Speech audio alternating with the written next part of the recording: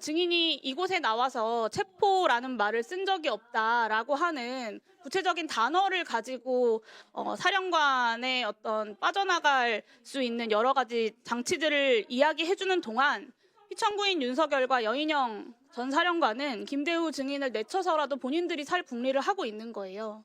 근데도 증인은 여전히 여인영 전 사령관은 체포 지시를 한 적이 없고 내가 체포 지시로 이해했을 뿐이다라고 하는 기존의 증언 계속해서 유지하시겠습니까?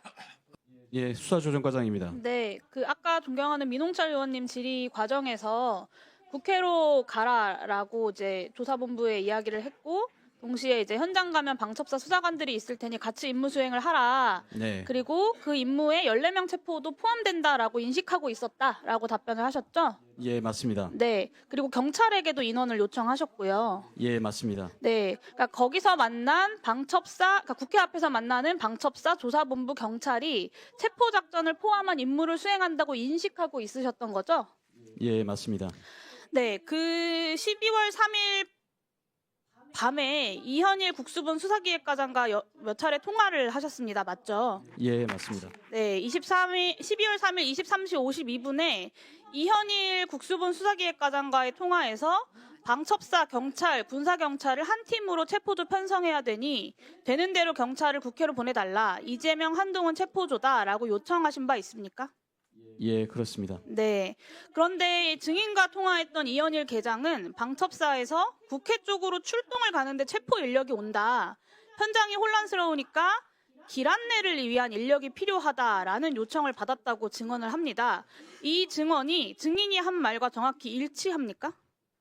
일치하지 않습니다. 어떤 부분이 일치하지 않죠? 길 안내를 요청하신 바가 있으십니까? 길 안내 요청한 바 없고 길 안내를 안내조 길 안내를 요청한 바가 없다는. 네, 알겠습니다. 그러면 이현일 계장이 거짓말을 하고 있다라는 것이죠. 상식적으로 경찰에게 길 안내를 요청한다라는 것이 좀 잘 납득이 되지 않습니다. 그 통화 이후에 이현일 계장에게서부터 영등포서 형사 10명 명단을 전달받으셨죠? 예. 네, 이후에 증인이 현장 경찰들과 수차례 통화를 해서 최종적으로 형사 50명이 방첩사를 만나려고 국회 수소충전소 앞에 대기하고 있었죠. 예, 그렇게 들었습니다. 그 형사 50명, 수소충전소 앞에 있었던 형사 50명이 길 안내를 위한 인원입니까? 저는 그렇게 생각하진 않습니다. 네, 사실 두세 명도 아니고 50명이 한 번에 움직여서 길 안내를 한다고 하면 그건 길 안내가 아니라 행진이 될 텐데요. 방첩사랑 경찰 그리고 조사본부가 모여서 단순히 행진을 하려고 했던 건 아닐 거라고 생각합니다. 당연히 경찰은 체포를 하고 방첩사는 이송 구금을 하고 역할을 착착 나눠서 체포 작전을 진행하려고 했던 것으로 보입니다. 맞습니까?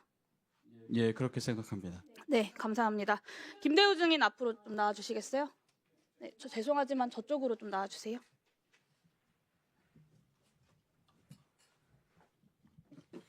네, 김대우 전 방첩수사단장입니다. 네, 비상계엄 당일에 그 체포 대상이 되는 주요 인사 명단 누구로부터 받았습니까? 계속 진술해 왔는데 여인영 사령관이 장관님으로부터 전화를 받았다. 네, 방첩사령관으로부터 전달받은 거죠. 국방부 조사본부에 국회로 출동해달라라는 요청은 누가 했습니까? 국방부 조사본부로 출동해 달라는 얘기는 사실은 국방부 조사본부로 그러면 수사관들을 보내달라, 체포조를 보내달라라는 요청은 누가 그것은 했습니까? 여인영 방첩사령관이 조사본부로 100명, 경찰 100명 수사관을 네. 했다. 방첩사가 한 거죠. 예. 그리고 B1 벙커나 미결 수용실을 비롯한 구금시설 점검은 어디서 했습니까? 방첩사령관이 밑에 있는 군사기밀수사실장에게 직접 지시했습니다. 네, 그것도 방첩사에서 한 겁니다. 체포하라고 지시한 적 없다. 직접 가서 체포하는 건 절대 안 된다라고 했다라고 이제 지난번에 증인이 국회에서 증언을 하셨어요. 용어가 그렇다는 말씀. 네, 저는 그 증언이 위증이라고 생각하지는 않습니다. 방첩사 입장에서 수사기관이 있는데 민간인을 같이 출동해서 전반적인 체포 작전을 하면 되는 거지 꼭 직접 체포할 리스크를 질 필요는 없다라고 판단했을 수 있을 것 같아요. 근데 문제는 그렇다고 하더라도 이전에 우리가 구금시설 확인과 그리고 경찰과 조사본부에 이제 수사관 요청하고 그리고 명단을 받았다. 이 명단을 누가 줬냐에 있어서 체포 명단 구성부터 체포조 조직 그리고 구금시설 확보까지 체포와 이송과 구금의 전 과정을 방첩사가 주도했다라는 사실은 달라지지 않습니다. 맞죠? 네, 그것을 부인하고 싶지는 않습니다. 네.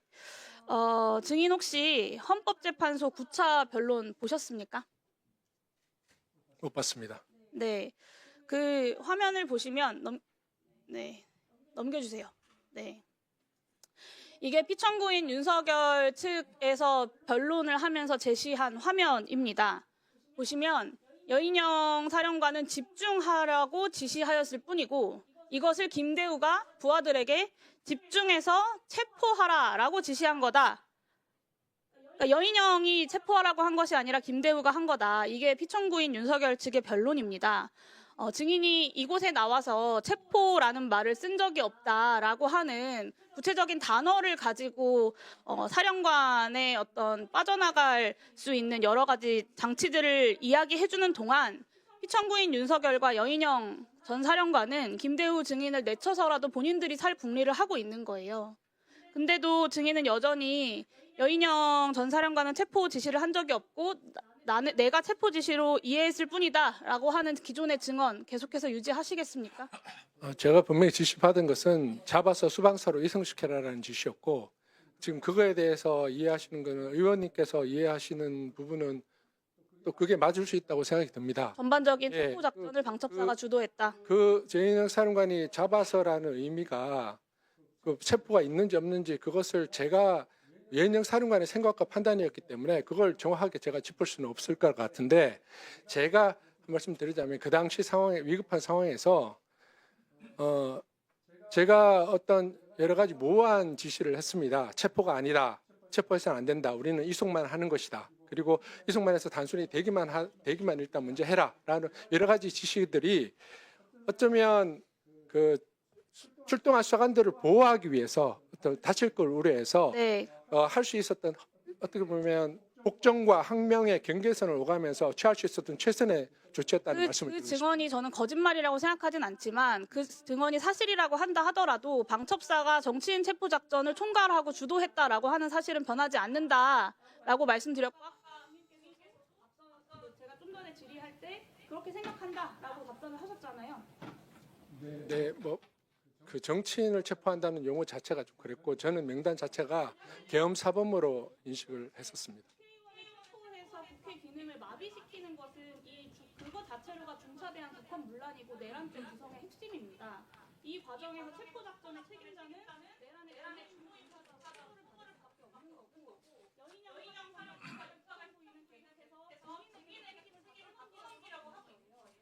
지금이라 국민들 앞에서 회에서 당일의 여인영 사령관의 지시와 그것의 의미에 대해서 솔직하게 가감 없이 본인이 책임져야 할 만큼 책임질 수 있도록 증언해 주시기를 요청드립니다. 저 지금까지 증언하면서 한 채 거짓 없이 증언해 왔습니다. 한 번도 바뀐 적도 없고 제가 말씀드리고 싶은 것은 군인으로서 대통령님께서 방송에서 비상계엄을 선포하셨고 그런 합법처럼 여겨지는 아주 긴급한 상황이었습니다. 그런 상황에서 당황할 수밖에 없는 명령이 떨어졌고 거기에서 제가 취할 수 있는 어떻게 보면 좀 전에 말씀드렸다시피 복정과 항명의 경계선에서 제가 취할 수 있는 최선의 행동을 취했다고 저는 생각하고 있습니다. 네. 자, 예, 네, 수고하십니다. 윤건영 의원님 질의해 주세요.